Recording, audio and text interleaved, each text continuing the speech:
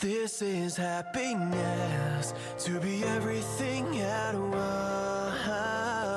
Be unblinded, be unlearned, be unbridled and unburned.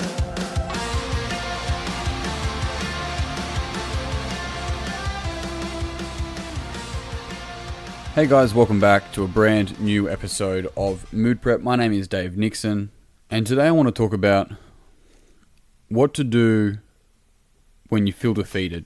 Now, I mean, there's many different ways of feeling defeated, and the feeling can, you know, if I go, oh, I feel defeated, and somebody goes, oh, I know what that feels like, man. It's like sort of defeat is not a sensation or an emotion. It's a description of probably a cluster or a group of sensations and emotions that I'm experiencing based on probably how I'm creating my reality.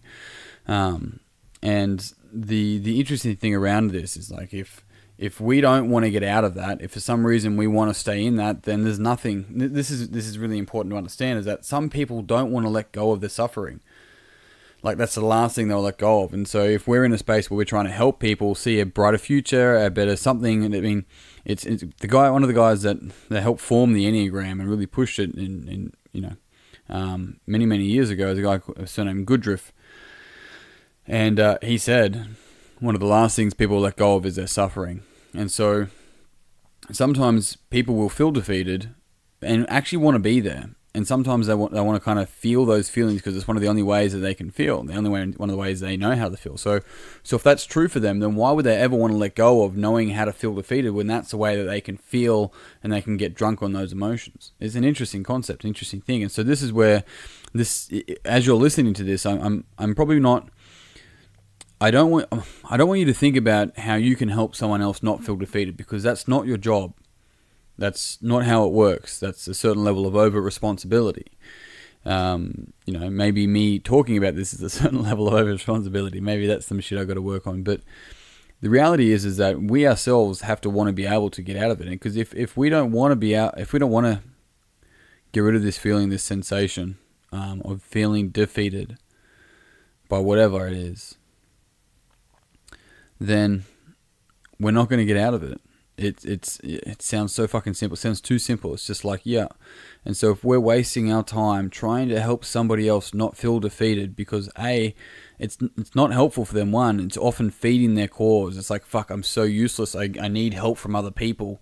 Why am I not a functioning human? Like, people can run that pattern. So you actually attempting to help them can sometimes go against what you're trying to do, but you yourself may be looking for value within that, and that's why you're doing it. It's really quite interesting. So my offer for you is to look at what I'm about to talk about and have been talking about for you.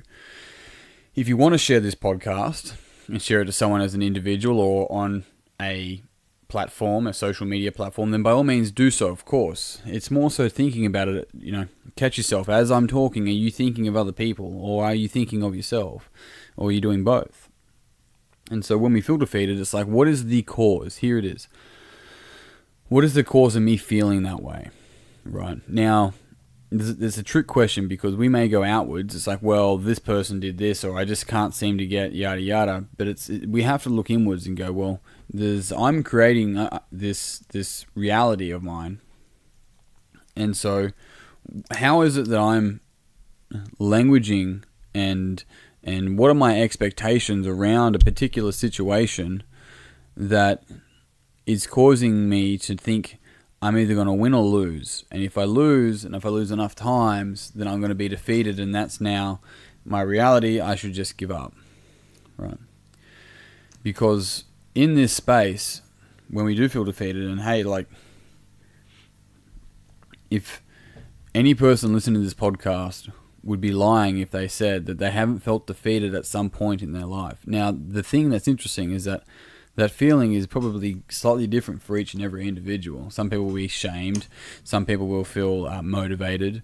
The interesting thing is it's different for each person. So for us, we have to look at it and go, well, what are the feelings that I am feeling? And what is the positive intention behind feeling this way in the face of being defeated? And also, here's the other thing, is like, how do I know I'm defeated? And defeated in what?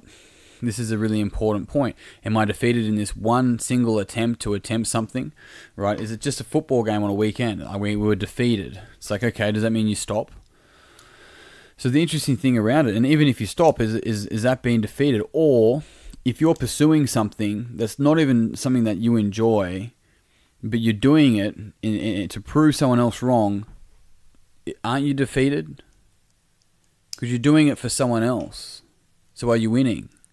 It's a really interesting concept for us to sort of step back and really pull apart our world and how we're mapping it out, right? Because sometimes when we feel defeated, it's actually, how do I best explain?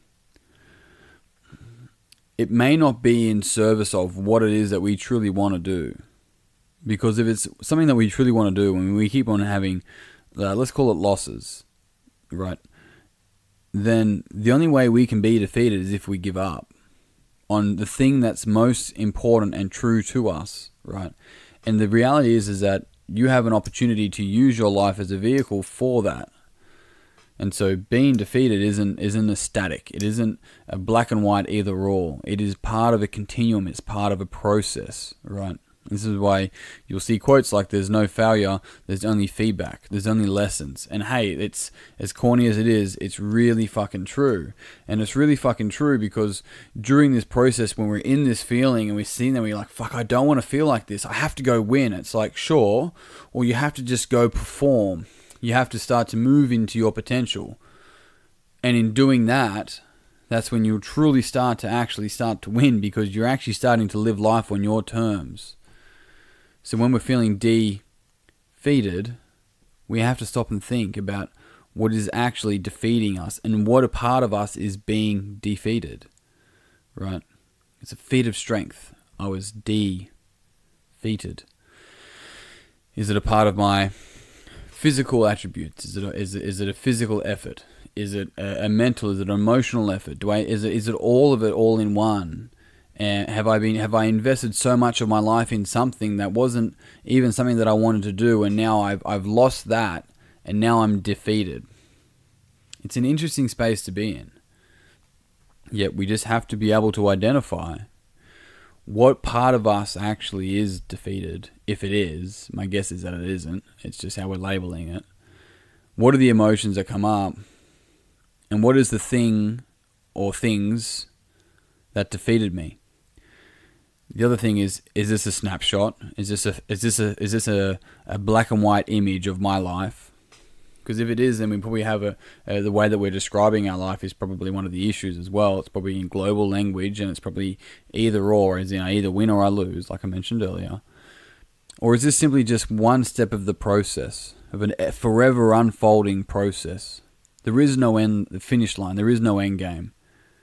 You know, I'm going to lose battles in order to win my war. Whatever that war is, whatever the battle is, right? But this is the reality, is that you got to be able to play your game.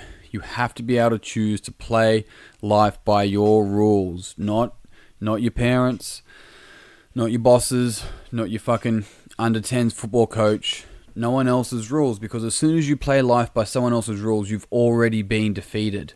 Can you see that?